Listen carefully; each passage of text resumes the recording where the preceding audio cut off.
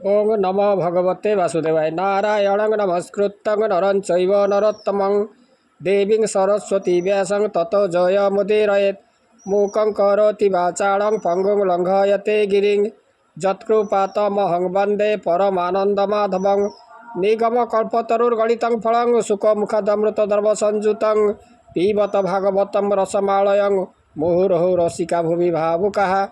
आज आम जगन्नाथ दास कृत ओडिया भागवतर आज आम द्वितीय स्कंद आलोचना करवा। तार जो प्रथम अध्याय कौन रही तार विषय वस्तु आम जाना। प्रथम अध्यायर तार विषय वस्तु हूँ गंगा कूल मुनि मान बेल राजा परीक्षित थिबा बेले सुखदेव सेठारे आसी पहुँचिले।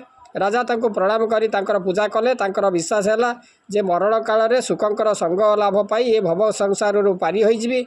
जीवन जीवा काल कौन शुणवे क्या चिंतवे कौन भजन करेंगे से कथा कहवा को अनुरोध कले सुखमुनि को। यह ही आमर श्रीमद भागवतर जो प्रथम स्कंदर कथावस्तु।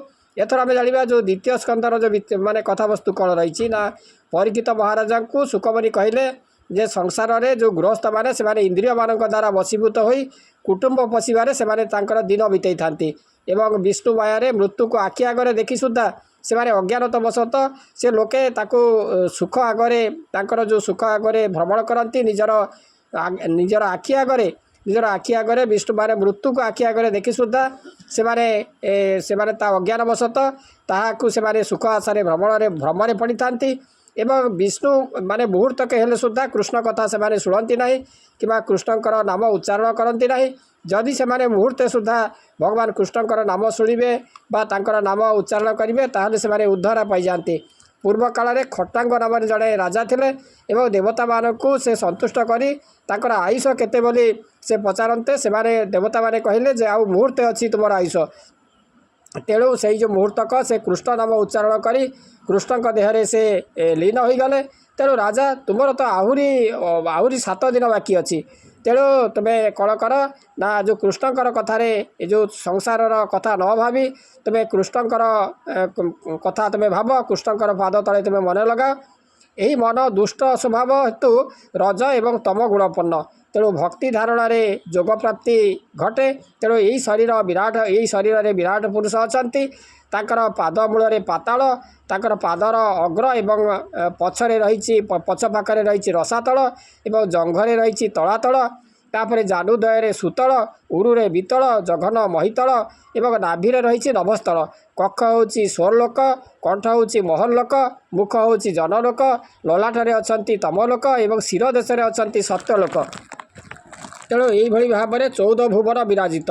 तेणु इंद्रादि देवता तांकर बाहु अष्टदिग तांकर कर्ण जड़ुवा अग्नि तांकर मुख आकाश तांकर आखि डोला सूर्य चंद्र तांकर 2 आखि उदय अस्त तांकर 2 आखिपता। तेणु वेद माने तांकर ब्रह्मरंध्र एवं काल तांकर गति तांकर बहुत नाम जो देवता को भाविब से तांकरी मध्य अछंती। तेणु वेदर कर्मकांड यज्ञ आदि होउछंती तांकरी कर्म। श्रीसुतवाच हरिचरित चिंती ध्याने कोमल मधुर वचने रोम पुलके निज देही कहती राजा मुख चाही।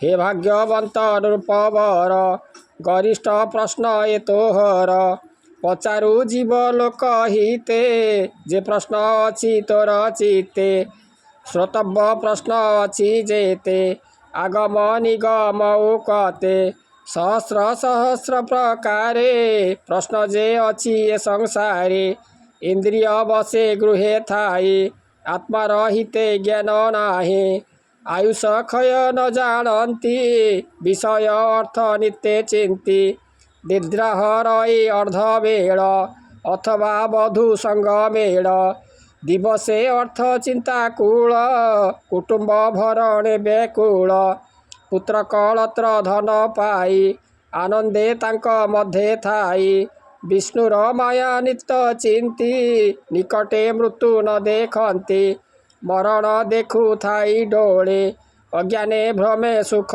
भोले एणु संसार प्राणीकर आत्मार गति अगोचर एणु संसार भाव तेजी आत्मार गति चित्ते भजी जे हरि सर्व घटे पूरे निर्लेप बाह्य अभ्यंतरे ତାର ମହିମା ଶୁଣି କର୍ଣ୍ଣେ ନାମକୁ ଉଚ୍ଚାରିବ ଦନେ।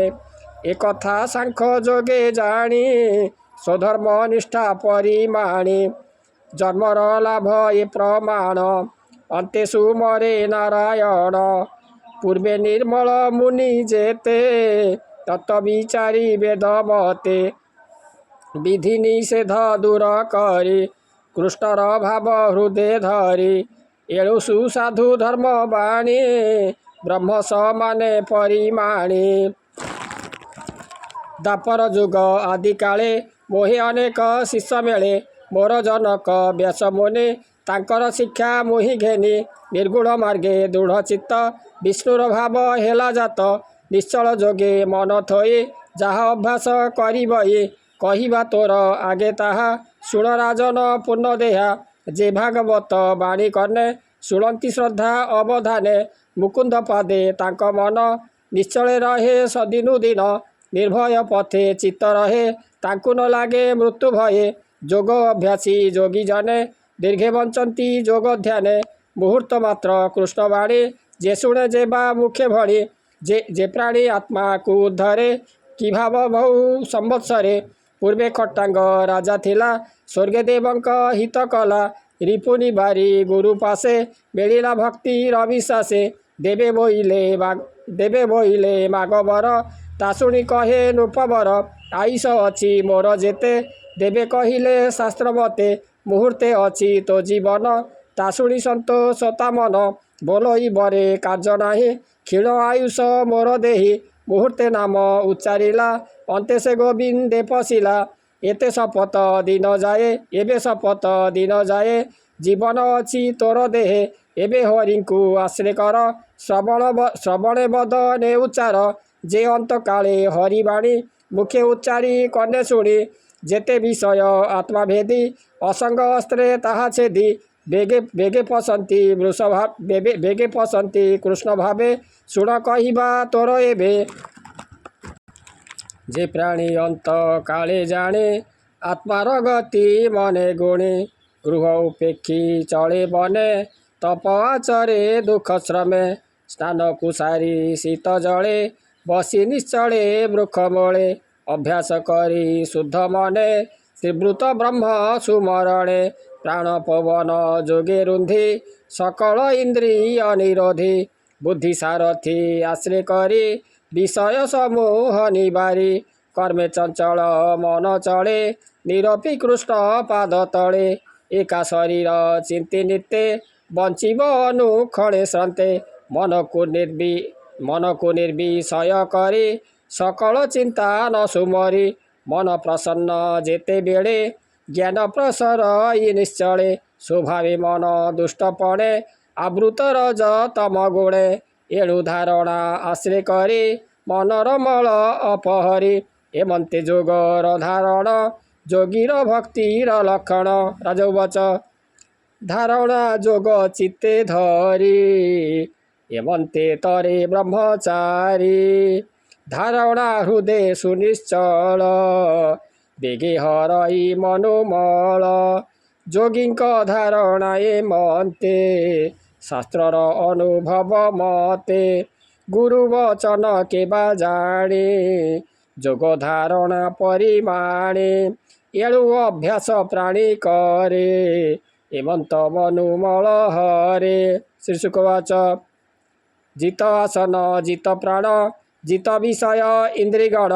ସ୍ଥୂଳ ଶରୀରେ ବୁଦ୍ଧି ବଳେ ମନକୁ ସ୍ଥାପିବ ନିଶ୍ଚଳେ। ବିଶେଷ ଗୋବିନ୍ଦ ଶରୀର ସ୍ଥୂଳଙ୍କ ମଧ୍ୟେ ସ୍ଥୂଳତର। ଯହିଁ ସଂସାର ପରିମାଣ ଭୂତ ଭବିଷ୍ୟ ବର୍ତ୍ତମାନ। ବ୍ରହ୍ମାଣ୍ଡ ବସେ ଯାର ଦେହେ ସପ୍ତାବରଣେ ଯୁକ୍ତ ହୁଏ। ବିରାଜ ପୁରୁଷ ଏ ମଧ୍ୟେ ବସେ ଧାରଣା ଅନୁବାଦେ। ବ୍ରହ୍ମାଣ୍ଡ ଚତୁର୍ଦଶ ପୁର ପ୍ରମାଣ ଶରୀର ଯାହାର।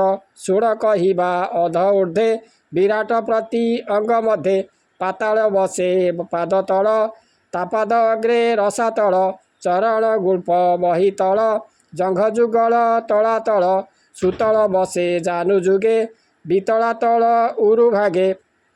ଜଘନ ଦେଶେ ମହିତଳ ନାଭି ବିବର ନଭସ୍ଥଳ। ज्योतिष मुह परकाश हृदय स्वर्ग बही बसे कंठ आश्रित महलोक बदने बसे जनलोक ललाटे तप लोक बसे मस्तक देशे सत्य बसे बासव आदि दिगपाले जा अष्टभुज एशयले कर्ण जाहार अष्टदशा अश्विनी सुते जार नासा ज्वलंता अग्नि जा मदन नयन गोल गगन सविता जार चक्षु बेनी उदय अस्त पक्ष बेनी जार भुजंग बेनी पाद सलील तालु सरजिह तीन वेद जे ब्रह्मरंध्र विकट तुंड जमपद जाहार तुम्भे स्नेह कला अध ऊर्धरे दंतमाला नर उन्माद जार हास जे विष्णु माया रे प्रकाश संसार जाहार कटाक्ष ए जीव लभेता प्रत्यक्ष ऊर्ध अष्टरे लज्जा बसे लोभ बसई अध देशे धर्म बसई स्तन जुगे अधर्म बसे धर्म भागे अंडे बसई प्रजापति मित्रा वरुण कोशे स्थिति उखीरे सागर निचय गिरी माने जे अस्तिचय सकल नदी नाड़ जार वृक्ष औषध लोमजार अनंत बीर्जे जही बसे श्वास पवने अणवाचे श्वास पवने अणचासे जाहार गति जान काल जीव संहार जार खेल प्राणी संहार क्रीड़ा तार शुण हे कुरु वीरवर जीभूत गण जार केश सन्धा जाहार निज दास प्रकृति हृदय जाहार जाहार मन निशाकर विज्ञान शक्ति जा महिमा अंतकरण रुद्र सीमा करभ अस असतर नख समूहे करिवर से पशु मृगादि विशेषे सर्वकल्पित कटि देशे पक्षीए जार व्याकरण बुद्धि विषये मनुगण जार निवास नर देह जहि कल्पित मायामोह गंधर्व विद्याधर आदि चारण गणिका प्रसिद्धि किन्नर गण जार सुर बीजरे कल्पित ईश्वर ब्राह्मण जार मुखु जात क्षत्रिय भुजरु संभूत उरुरु वैश्य उत्पत्ति पादरु जात शूद्र जाति नाना प्रकार नाम बही अभीष्ट देवे जार देही निगम कर्म कांड जेते जाहार कर्म ए जगते एवंते ईश्वर देह बसे असत्य सत्य प्राय एवंत स्थूल ए शरीरे धारणा जोगे निर्विकारे मन निरधि जोग बले विष्णुर चरण कमले सर्व शरीरे भगवान तात हो के बा अछि अन्न से सर्वबुद्धि अनुभव जीव परम ब्रह्म लाभ स्वप्न जाग्रते जार अंत के जानी पारे ता वृत्तांत सत्य परमानंद निधि जार भजने सर्वसिद्धि जन्म मरण जार तहो के अबागोचरता कहो एवं त कही सुख मुनि हर से हरि भाव घेने सानंदे परीक्षित मेले जहाँ कहिले गंगा कूले द्वितीय स्कंदे भागवत कहिले दास जगन्नाथ इति श्रीमद्भागवते महापुराणे परमहंस संहितायां 82 द्वितीय स्कंदे सुख परीक्षित संवादे महापुरुष संस्थान वर्णने नाम प्रथम अध्याय। ओम नमो भगवते वासुदेवाय।